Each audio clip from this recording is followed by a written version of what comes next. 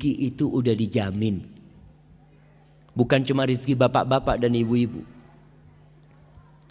Pernah ngelihat rayap ibu-ibu? Subhanallah. Tahu-tahu meja di rumah sudah habis dimakan rayap. Memang rizkinya rayap itu. Nah, Allah mengatakan di dalam surah Hud ayat 6, "Wa ma min dabbatin fil ardi illa 'ala Allahi rizquha wa ya'lamu mustaqarraha wa mustawda'aha kullun fi kitabim mubin." Kata Allah, dan tidak ada suatu binatang yang melata fil ard, di muka bumi ini, kecuali yang menjamin rizkinya itu Allah. Ana sering kasih contoh, ya, dengan binatang-binatang yang di hutan. Itu binatang tidak pernah sekolah, tapi bisa makan. Kalau rizki itu tergantung ilmu, berarti profesor ekonomi itu orang paling kaya. Tapi ternyata ada yang lulus SD lebih kaya dari profesor. Profesor tetap jadi dosen, ngajar, jelaskan tentang bagaimana supaya kaya. Tapi dia nggak kaya-kaya. Padahal dia punya ilmunya. Yang kaya malah mahasiswanya.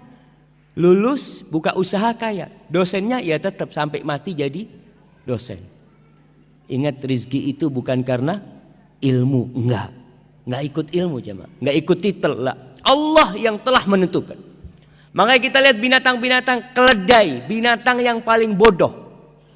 Seharusnya dia itu mati sejak lahir. Kenapa? Oh, bodoh dia, Ustaz. Gimana dia bisa makan? Ternyata bisa makan. Dan sampai punya anak. Mungkin antum berpikir, Masya Allah, masa anak takut? Ada orang yang takut mau kawin. Keledai gak pernah takut kawin. Gak pernah mikir nanti gimana anak-anak makan apa. Gak ada. Allah udah jamin. Wa ma min dabbatin fil ardi illa 'ala Allahi rizquha. Dan rizki ada yang dari langit, ada yang dari bumi. Kita nggak tahu rizki kita lewat mana, kecuali ketika rizki itu sudah sampai. Karena rizki itu rahasia Allah. Bapak-bapak, ibu-ibu, kok bisa tahu rizkinya ada di Qatar? Baca di kitab mana? Saya kayaknya rizkinya di Qatar, tulisannya di sini. Berangkat nggak ada. Yang ada setelah sampai Qatar, oh ternyata rizki ana di sini. Setelah sampai, wa ma tadri nafsun madza taksibu ghada. Enggak tahu orang itu apa besok yang akan dia dapat, enggak tahu. Tapi setelah kita dapat, kita tahu. Ada kisah Asmu'i atau Asma'i. Dia salah seorang sastrawan yang begitu handalnya. Suatu hari dia keluar dari kampungnya, ketemu sama orang Badui. Ditanya sama orang Badui ini, "Man anta?" Kau siapa? Sambil naik ontanya nih. Asmu'i juga naik onta. Qala min bani Asmu, aku dari Asma. Qala antal Asma'i, engkau Asma'i yang terkenal itu, sastrawan. Qala iya, na'am. Kau dari mana? Maksudnya ini datang dari mana? Qala min ardin yutla fiha kalamur rahman. Aku baru datang dari sebuah kampung yang di situ dibacakan firman Allah Subhanahu wa taala. Orang Badui, nggak pernah sekolah, nggak pernah belajar, tapi muslim dia. Cuma ilmunya kosong. Maka dia bertanya, "Alir rahmani kalamun yatluhu adami?" Apakah Allah itu yang Maha Pengasih Ar-Rahman itu memiliki firman yang dibaca oleh anak Adam? Qala na'am. Iya, coba kau bacakan. Kepingin dengar Al-Quran. Selama hidupnya tidak pernah dengar Al-Quranul Karim. Lalu Asma'i membacakan surat Adz-Dzariyat. Wadz-Dzariyati dzarwa. Sampai kepada firman Allah di ayat ke-22. Asma'i membacakan, ini orang dengarkan terus. Wa fis samaa'i rizqukum wa ma tu'adun. Dan di langit itu ada rizki buat kalian. Rizki kalian itu dari langit. Dan apa yang dijanjikan untuk kalian itu ada di sana. Terus orang Badui ini tanya, ahadza kalamur rahman? Ini yang kau baca benar, ini firman Allah. Nah. Turun orang Badui. Hasbuk, cukup kata dia. Turun, dia sembelih ontanya. Dia potong-potong, nggak dikulitin. Terus dia panggil Asma'i, kau bantu aku nih, bagikan kepada orang-orang yang lewat. Onta yang dinaikin. Dibagikan semua, pedangnya itu dia pukulkan supaya nggak tajam. Lalu dia mengatakan selamat tinggal kepada Asma'i sambil membaca firman Allah, wa fis sama'i rizqukum wa ma tu'adun. Yakin kalau rizki itu dari Allah Jalla Jalaluh, bukan dari bos, bukan dari atasan, bukan dari suami. Karena terkadang ada wanita-wanita ketika diceraikan hidupnya jadi melarat. Karena dia berpikir, anak kalau cerai ini siapa yang ngasih makan anak? Allahu Akbar. Engkau muslim, engkau mukmin, nggak pantas bertanya seperti itu. Kau ketika di perut ibumu, siapa yang ngasih makan engkau? Kau belum bisa bergerak, belum bisa berdoa, belum bisa berusaha, tapi Allah sampaikan itu makanan ke dalam. Maka Badui ini pergi jamaah, meninggalkan kata Asma'i. Ajib kata dia, aku berulang kali baca ayat ini tapi tidak membekas di hatiku. Tapi ini orang Badui pertama kali dia dengar, langsung menumbuhkan keimanan. Dan kita tahu itu salah satu khasiat kalamullah. Idza tuliyat alaihim ayatuhu zadathum imana wa ala rabbihim yatawakkalun. Tuh, orang-orang beriman apabila dibacakan kepadanya ayat-ayat Allah, bertambah keimanan mereka.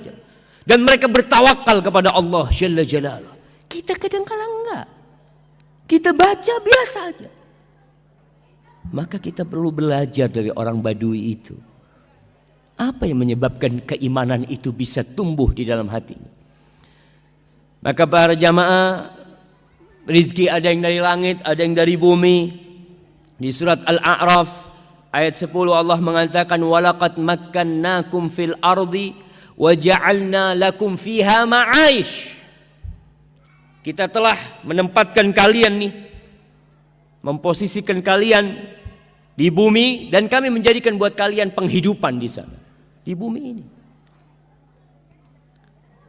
Dan ingat, rizki itu telah dibagi, nggak akan tertukar. Rizki itu bukan sandal. Kadangkala kita pulang dari masjid sampai rumah, ini sandal siapa yang anak pakai? Kok kayaknya kebesaran?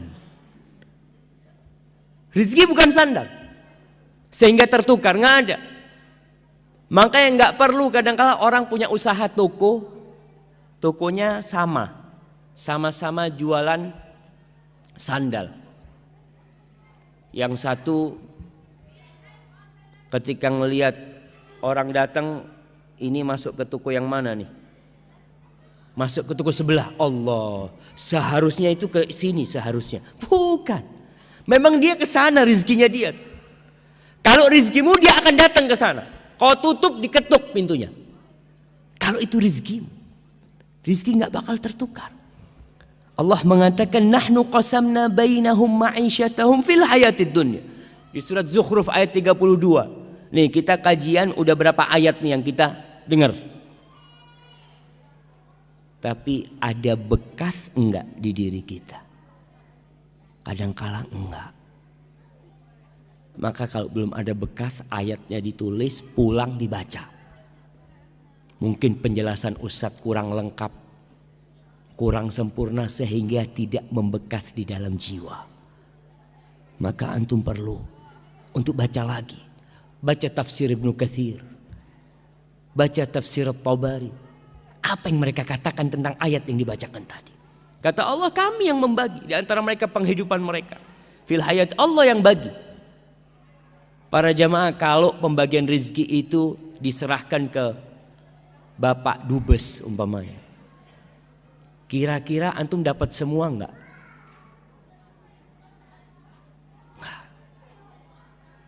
Kalau pembagian rezeki itu diserahkan kepada Bapak Presiden, kira-kira semua warga Indonesia akan dapat enggak? Enggak. Antum lihat kadang-kala di kampung itu ada raskin, kalau diserahkan kepada Pak RT yang dapat siapa? Yang dapat siapa? Ya udah kerabat-kerabat dia. Karena manusia nggak bisa, Allah yang bagi. Allah, kata Allah, nahnu, bukan kalian yang bagi. Karena kita itu punya sifat kikir, punya apa, tapi Allah itu karim, Allah jawad.